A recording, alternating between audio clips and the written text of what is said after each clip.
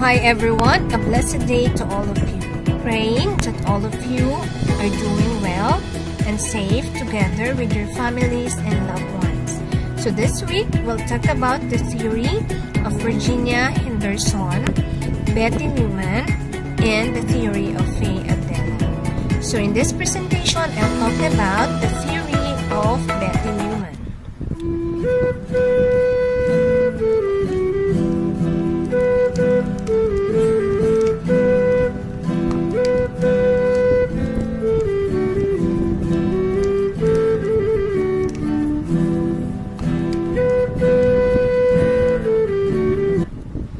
Okay, so Betty Neuman is another nursing theorist who developed the system model theory. She spent many years perfecting this theory that actually views the patient holistically. She inquired about theories from several theorists and philosophers, and then applied her knowledge in clinical and teaching expertise to develop the Neuman system model that has been actually accepted, adopted, and applied as a nursing core for a nursing curriculum in many areas worldwide. So, the background of the theorist. She was born in 1924 near Lowell, Ohio. So, her father was a farmer who became sick and later died at the age of 36. So, her mother was a self-educated midwife that led the young Neuman to be always influenced by the commitment that took her away from home from time to time. So, her love for nursing started when she took the responsibility of taking care of her father at a very young age, which later created her compassion in her chosen career path. So, she received her RN or Nursing Education diploma from the People's Hospital School of Nursing in Akron, Ohio in 1947. And in 1957, she received a baccalaureate degree in public health and psychology with honors, and concluded a doctoral degree in clinical psychology at Pacific Western University in 1985. She was a pioneer of nursing involvement in mental health. So, like many other theorists, she was also able to publish books as follows. The first one, the title is Consultation and Community Organization in Community Mental Health Nursing. And the second one is the Neuman Systems Model, Application to Nursing Education and Practice.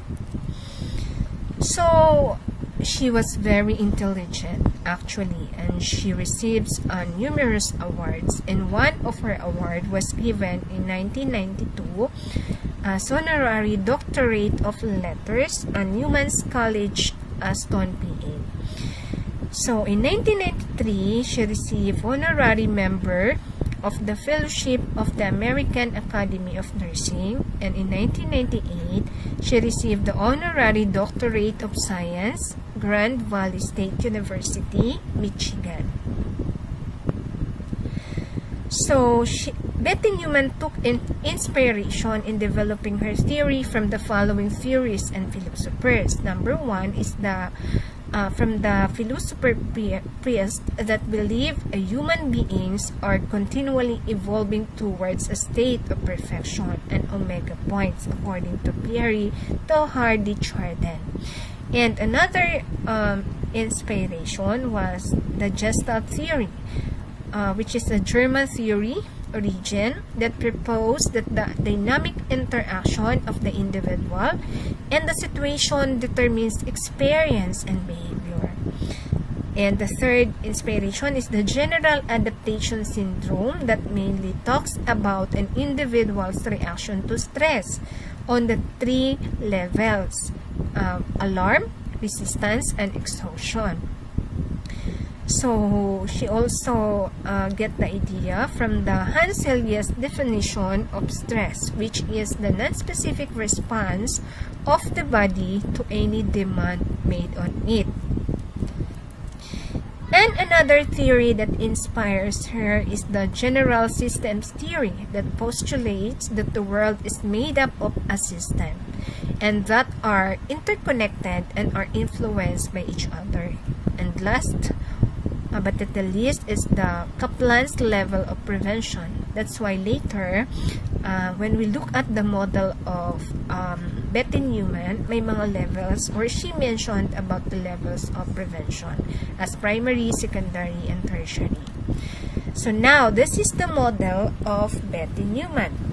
So as you can see, the circle is the big circle in this model. So merong inner circle inside, no, which is the basic structure or the energy sources.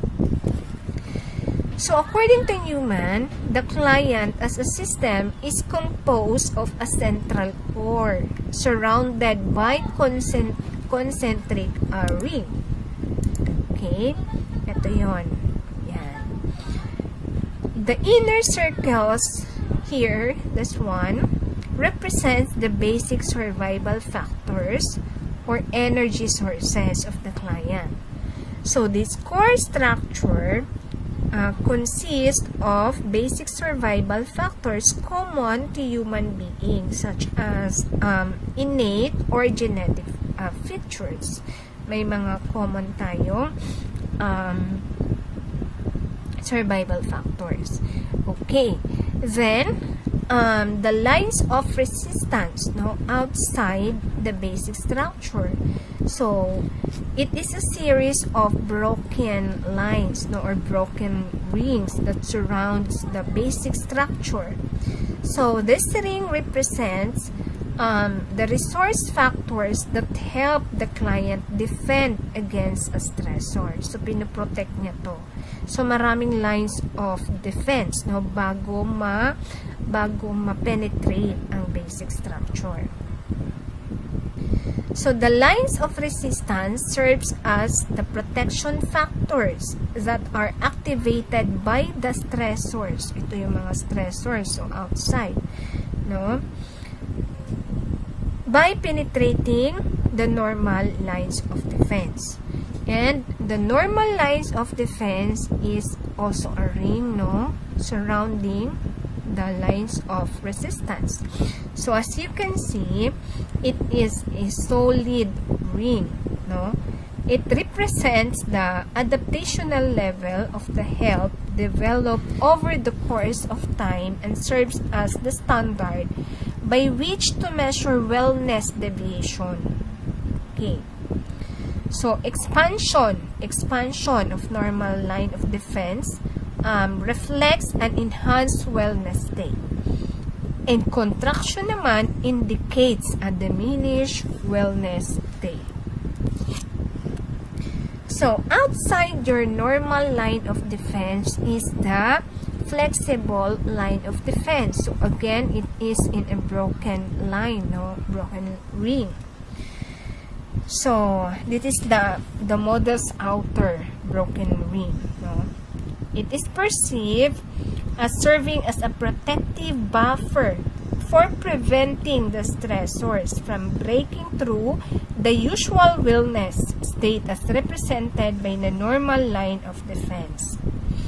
So, yung situational factors can affect the degree of protection afforded by the flexible line of defense, both positively and negatively. So, Betty Neuman described the flexible line of defense as the client's first protective mechanism. So, when the flexible line of defense expands, it provides a greater short-term protection against the stressor invading the system. So,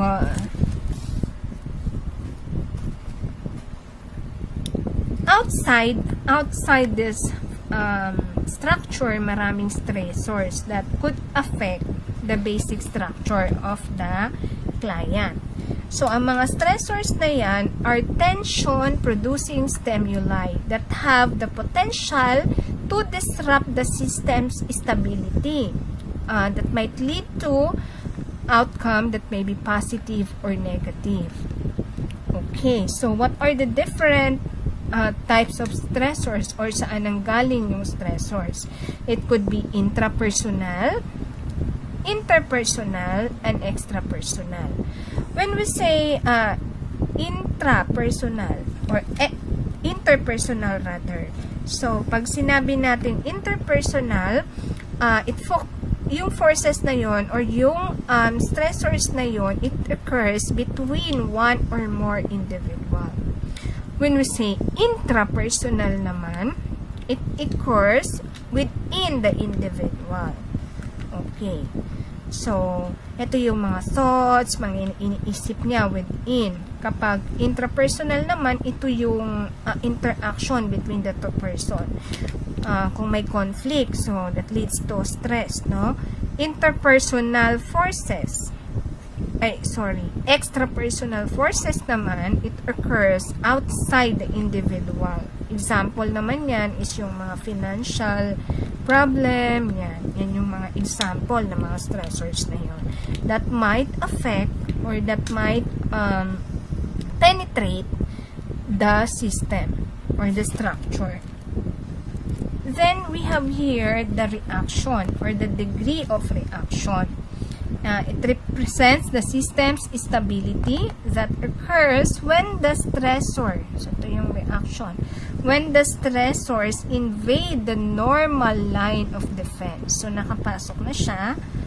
So, yan yung reaction. So, meron naman tayong nabanggit naman ni Neuman, yung prevention. Prevention as intervention kapag may nangyari na or naka-invade na ba si stressors. So, meron siyang tinatawag na primary, secondary, and tertiary prevention. So, alam natin na merong stressors surrounding us, no? Could be, again, interpersonal, extrapersonal, intrapersonal. So, example din yan is yung virus ngayon, no? Yung virus na kumakalat sa paligid. So, those are one example of the stressors outside. So, knowing na meron na talagang virus na kumakalat sa paligid, meron tayong alam na may risk, no? May risk na that could invade the line of defense of your structure as a human being or as a system. So, yung meron agad tayong primary prevention. Okay. So, yung na-activate agad itong primary prevention. When there is suspected or identified stressor. So, during primary prevention, hindi pa nangyayari yung reaction. So, hindi pa nagre-react yung body kasi nadidetect pa lang natin na meron ngang stressor, merong virus surrounding us. No? So, what we do during primary prevention is, as a nurse, pwede kang magbigay dyan ng health teaching, how to prevent, no? Primary prevention, like wearing mask, eating healthy foods, okay, doing social distancing, taking vitamin C, kasi may na-identify na tayong risk. That is your example of primary prevention. Although, the degree of risk is not yet known during the primary prevention. So, the purpose of your primary prevention as intervention, no, is to reduce the possibility of encountering with the stressor or to decrease the possibility of reaction. Na, for example nga, para hindi ka mahawa ng virus. Okay, so sa primary prevention, ginawa na natin yung wearing of mask, social distancing. So now, let's move on doon sa secondary prevention. No? During secondary prevention, it involves treatments na or treatment initiated after the symptoms from stress have occurred. So, the client's internal and external resources are used to strengthen the internal lines of resistance. Okay, to reduce the reaction and increase the resistance factors. So, ano na nangyari? Meron ka ng symptoms dito sa secondary prevention. Like, ano bang symptoms ng virus? Cough, cold, fever. Yan, nagkaroon na ng ganon. So, nagre-react na rin ang iyong body. Nagamit mo na yung internal and external resources. So, na-penetrate na ang normal line of defense during secondary prevention. So, early case finding ito, treatment of the symptoms. Yan. Then, pagkatapos, may tertiary prevention. Yan. Yung tertiary prevention, it occurs after the active treatment or secondary prevention stage.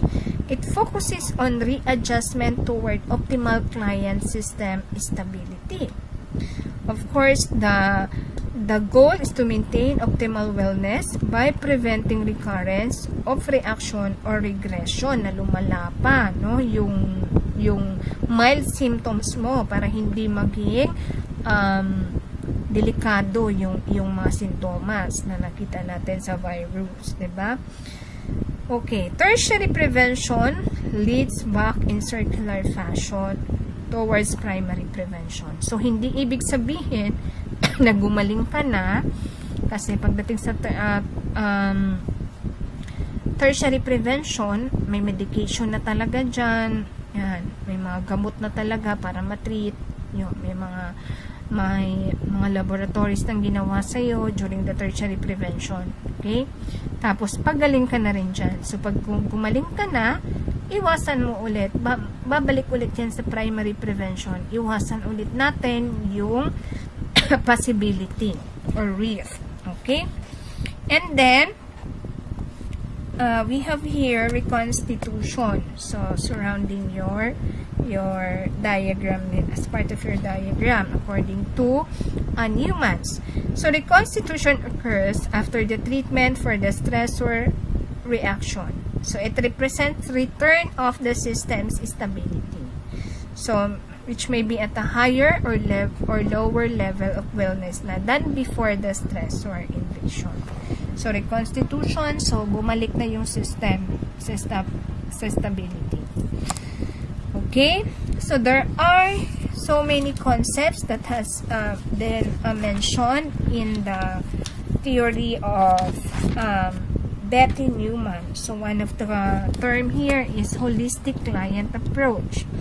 So, according to Neuman, a person is a dynamic and open system approach to client care, originally developed to provide a unifying focus for nursing problem definition and for best understanding of the client in her interaction with the environment. So, as a whole daw yung approach natin when we are doing our patient care. So, halos lahat naman sila sinasabing holistic, diba? So, according to her, the client as a system may be defined as a person. Okay, a family, group, community, or issue. So, yun yung ibig sabihin when we are referring to the term client. So, holistic concept is another term identified by Neuman. So, clients are viewed as wholes whose parts are in dynamic interaction. So, they are together. They are acting together for a positive reaction. So, it considers all the variables, the physiological, psychological, sociocultural, and developmental. So, she changed the spelling of holistic to holistic. So, to enhance understanding of the term as referring to the whole person. So, a person is an open system. Okay. Yan. Or a client, no, is an open system. Or an individual is an open system. Okay, so according to her, as a system, it is open when there is a continuous flow of input and process, output, and feedback. Stress and reactions to stress are the basic component. And on environment, she defined environment as an internal and external forces that affect and being affected by the client at any time. So it could be internal, or meaning intrapersonal, or it could be external or interpersonal and extrapersonal. So, ito yung exchange of forces, no, between your environment. So, again, nasabi ko na kanina, nung ibig sabihin ng intrapersonal, it happens within the person, like the thoughts and feelings. Interpersonal, ito yung role, expectation, example niyan. Okay, extrapersonal, example is yung outside force from the person, like financial, or yung pag-aaral ninyo, so that's outside. And another term here is created environment. So the created environment is developed unconsciously by the client to express a system holistic symbolically. So the purpose of this is to provide perceptual protection for the client system functioning and to maintain system stability. So nag-create ng sariling environment yung client to be able to adapt the stressors. So another term here is content. Okay, it refers to physiological, psychological, sociocultural, developmental, and spiritual variables of a man in interaction with the environment. Okay, so the basic structure, no, doon sa ating system na pinakita kanina, doon sa kanyang model. So, Betty Neuman viewed the client as an open system. So, that consists of a basic structure or central core of energy resources, which represents concentric circles. So, each concentric circles, kanina na pinakita natin, or layer, is made up of 5 variables areas, which are considered and occur simultaneously in each client concentric circles. And those variables includes the physiological, psychological, sociocultural, spiritual, and developmental. So, the basic structure is otherwise known as the central core, which is made up of the basic survival factors common to all of organisms.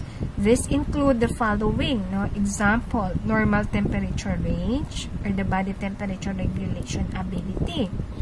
Genetic structure, examples are the hair color and bodily feature. Response pattern or functioning of the body systems homeostatically. Organ, is it the strength of the organ or weakness? Ego structure, okay, knowns or commonalities, example are the value system. The person systems is an open system. So when we say open, it is dynamic and constantly changing and evolving. So stability or homeostasis occurs when the amount of energy that is available exceeds that being used by the system. And according to Neuman, a homeostatic body system is constantly in dynamic process of input, output, feedback, and compensation, which leads to a state of balance. So process or function. According to her, a client is a system capable of input and output related to environmental influence, interacting with the environment by adjusting to it, or as a system adjusting to the environment itself. So, ano yung sinasabi yung input and output? So, the input and output are matter, energy, and information that are exchanged between the client system. And feedback is the system's output in the form of, again, matter, energy, and information for future input for corrective action to change, enhance, or stabilize the system. So, another term here is negentropy. So, negentropy is a process of energy conservation that increases the organization and complexity, or moving the system towards stability at a higher degree of wellness. So, entropy refers to the process of energy depletion and disorganization that moves the system towards illness or possible death. So, opposing sila with the negentropy. Okay. Stability is the client successfully cope with the stressors. It is able to maintain an adequate level of health. Okay, so stable na, wala na yung mga sintomas na kanyang nararamdaman. Okay, stressors. Again, dun sa kanyang diagram, the stressors are the tension-producing stimuli occurring within the boundaries of the client system. Okay, ito yung possible na mag-i-invade ng mga defense mechanism ni patient. Are capable of producing either a positive or negative effect on the client system. So, kasi yung stressors, hindi naman lahat ng sinasabi nating stressors is just like the virus. So, pwede rin psychological yung stressors, diba?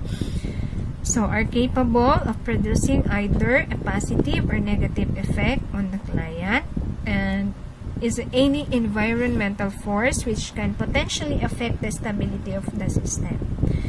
Okay, so yung iba pang halimbawa ng stressors kung bakit niya sinasabi na pwedeng positive or negative yung effect.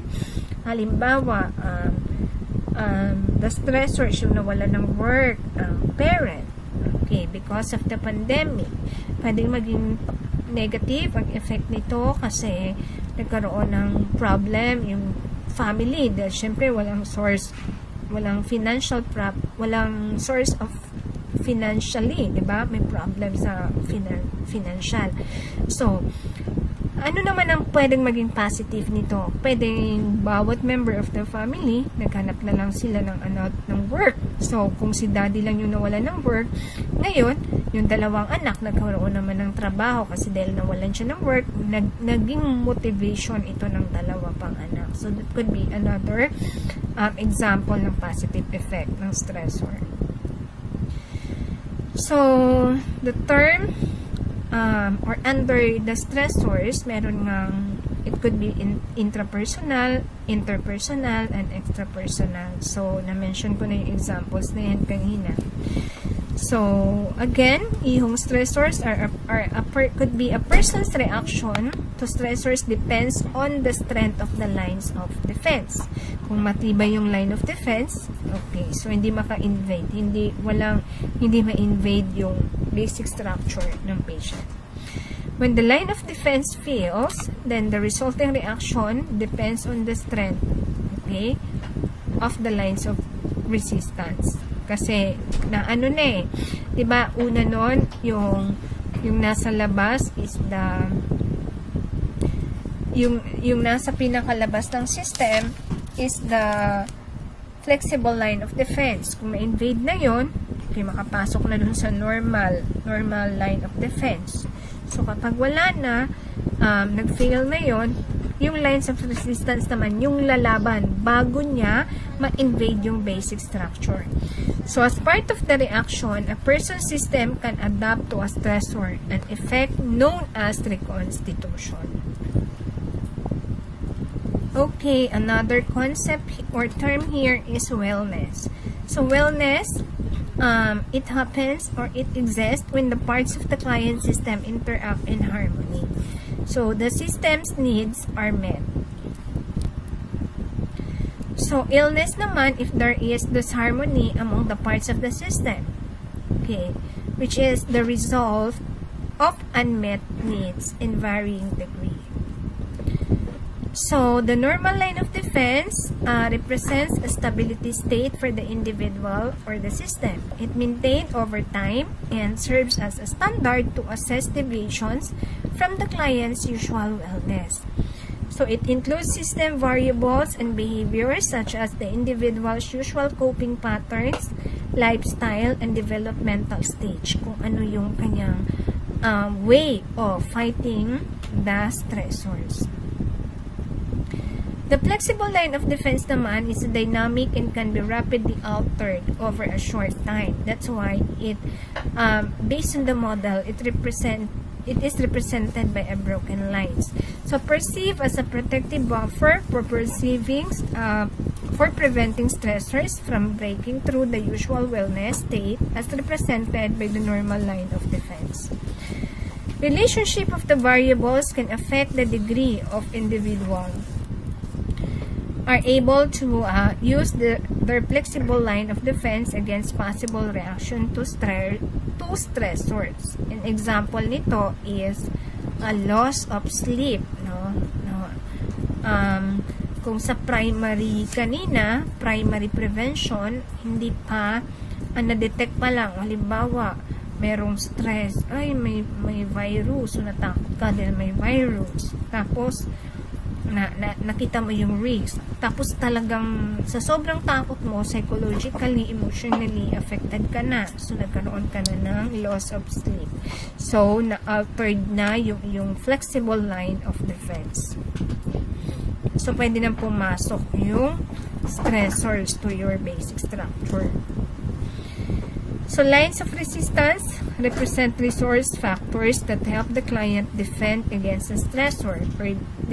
An example of this one is the immune response system. So, the last boundary that protects the basic structure. So, it protects the basic structure and became activated when environmental stressors invade the normal line of defense. An example would be that when a certain bacteria enters our system, so there is an increase in leukocyte count to combat infection.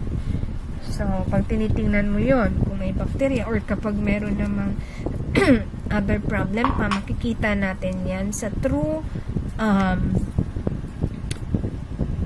we are referring to physical kasi, no? Makikita natin through laboratory results. But kung ang example naman natin, ang nag-invade is about stress naman, okay, kung kanina, nawalan ka lang ng loss of sleep lang, okay, baka dito, pag talagang na-invade na yung line of resistance mo, na-invade na yung pinaka-basic structure mo, pwedeng magkaroon ng depression na talaga, no? Nakailangan mo na talaga ng magkamot. Okay. Kailangan mo na mag-take ng medication. So, degree of reaction is the amount of energy required for the client to adjust the stressor.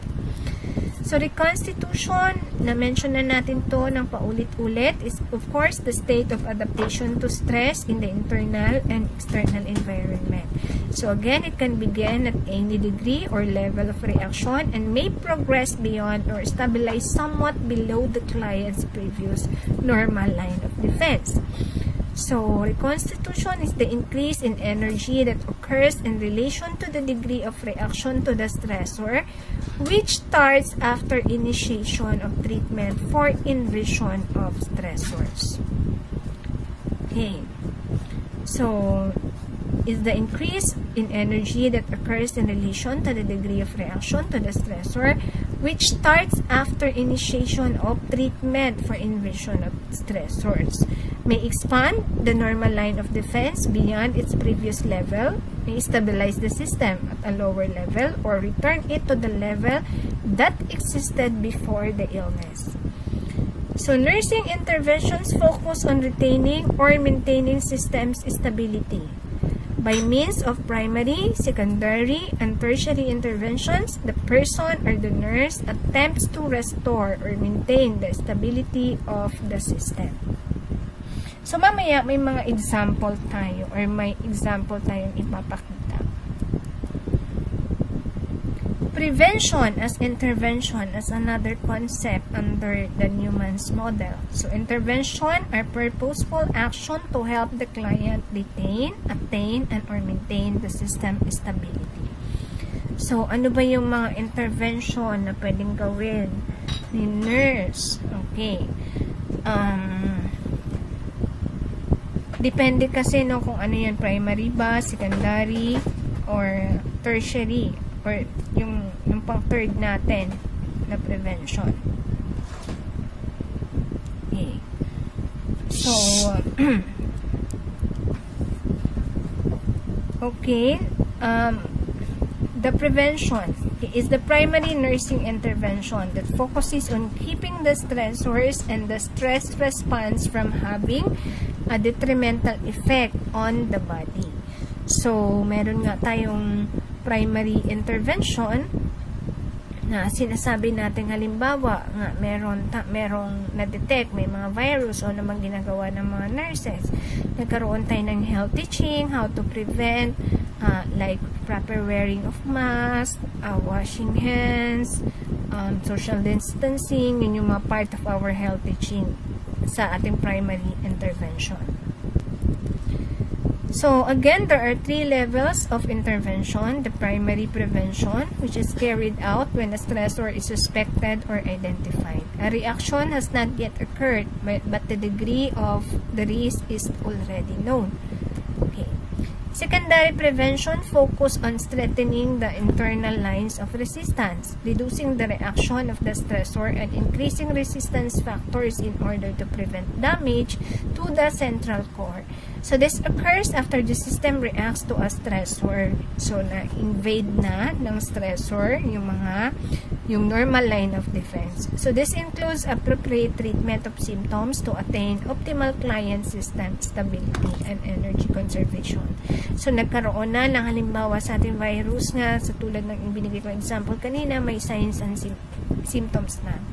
Okay, tertiary prevention focuses on readaptation and stability, and protects reconstitution or return to wellness after the treatment. So, this usually occurs after the system has been treated through secondary prevention strategies.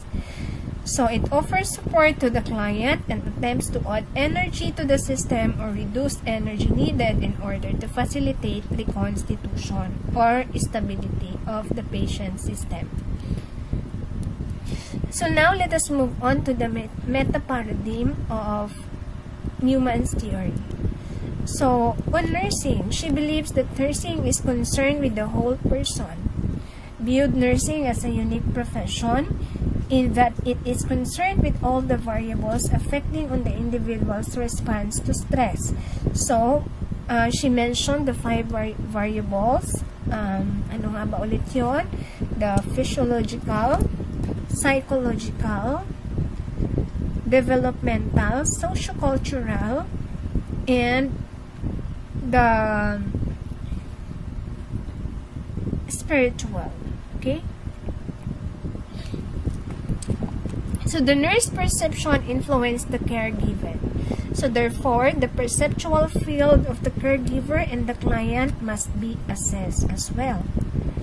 So, the person, she defines a person as a client or a system that may be an individual, family, group, community, or social issue.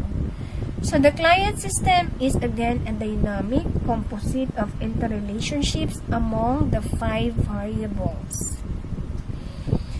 So, health. So, Betty Neuman viewed health as a continuum of wellness to illness that is dynamic in nature and constantly subject to change. Optimal wellness or stability indicates that total system needs are being met. So, for the environment, she defined environment and a person has a reciprocal relationship. So, it is defined as being all the internal and external factors that surround or interact with the person and the client. Stressors are significant to the concept of environment and are described as environmental forces that interact with and potentially alter the system or the system's stability. So this is just a sample video, okay, from YouTube of the application of the Betty Neuman's theory and into the practice.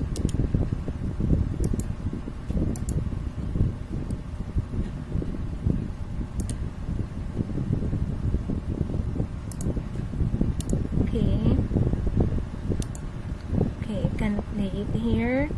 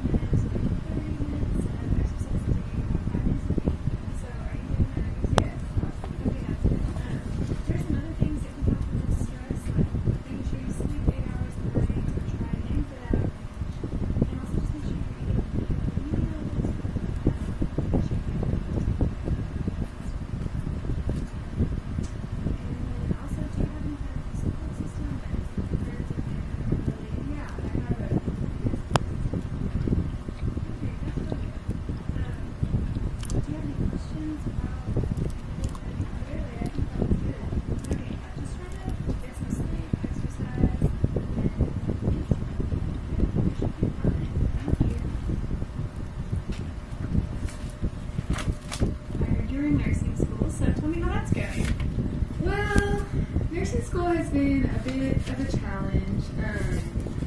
I was right to expect that it was stressful. I honestly haven't been able to implement everything that we talked about in our last visit. I feel like, I don't know, there are times when I'm a little too stressed out and I'm losing sleep, and a lot of times I'm running late for class because I woke up late, and so I'm not able to get a good meal, so I'm kind of just skipping meals or getting meals that aren't that nutritious. And exercise is kind of hard too because I'm having a hard time making it to practice for tennis, and I don't know, all of that kind of brings on more stress, and so I'm just wondering what I can do for my current stress. Right. Okay, yeah, so there are a few things that we can do to like reduce what's going on right now.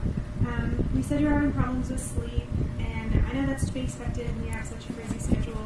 So it's really important that you just like plan ahead and sort of make a sleep schedule. This also goes like hand in hand with studying. If you plan like a study schedule, you can allow time for sleep. So you're going to study like 3 hours and go to bed by 10, and then wake up at 6, kind of thing, get 8 hours, and then continue studying in the morning. I know you're having trouble with like your tennis practice and stuff. Just getting there on time, make sure you do that so you can get your exercise in. But also if you're like thinking of getting enough exercise, try like walking in class or something like that instead of driving. Just so you know you are getting like a good amount of exercise to keep your stress levels down. I know that, your meals. When it comes to meals, try like on the weekends, taking like a few hours to just meal prep and get a couple of healthy options out there, so when you are in a hurry, you can just grab something and go, and it'll be healthy and it'll be easy, and I think that would be the best thing for you to do. But really, time management is just going to be your friend for the next couple of weeks until you get a break, and just like plan meal prepping, plan studying times, and plan time for sleep, because those are all really important parts of your daily weekly activities. Okay, I'll try that. Yeah.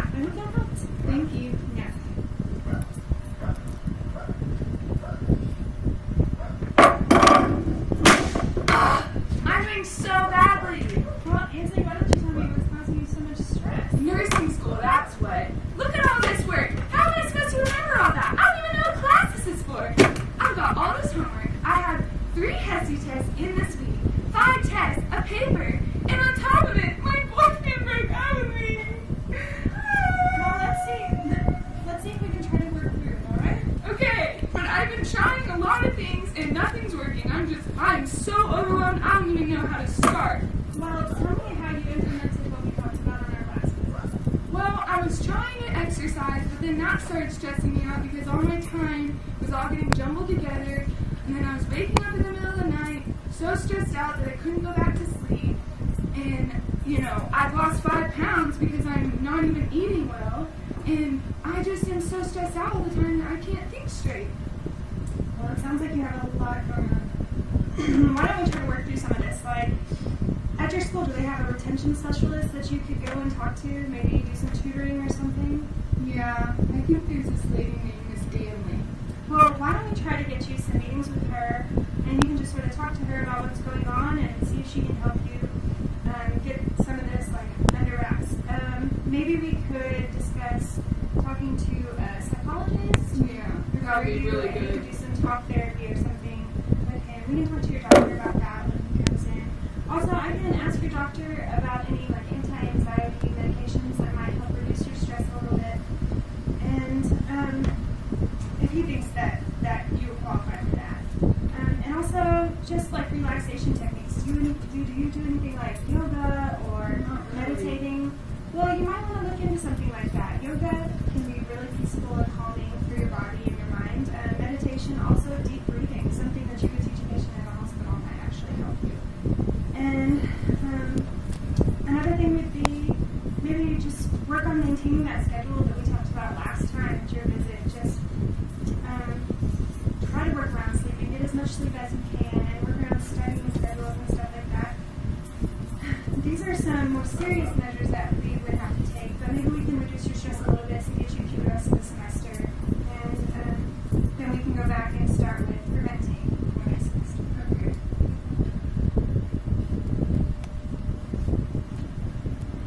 Okay. I'm here in the biggest trading floor. So, I hope you learned something from that video on how to apply the theory of Betty Neuman into practice. Of course, there are different kinds of situations, okay, na may encounter ninyo or different stressors, so depende kung ano yung, how will you handle it using the model of Neuman. So, I hope you will be able to apply the theory of Neuman in the future in your nursing practice. So God bless everyone. So these are the reference of this presentation. God bless you all and see you.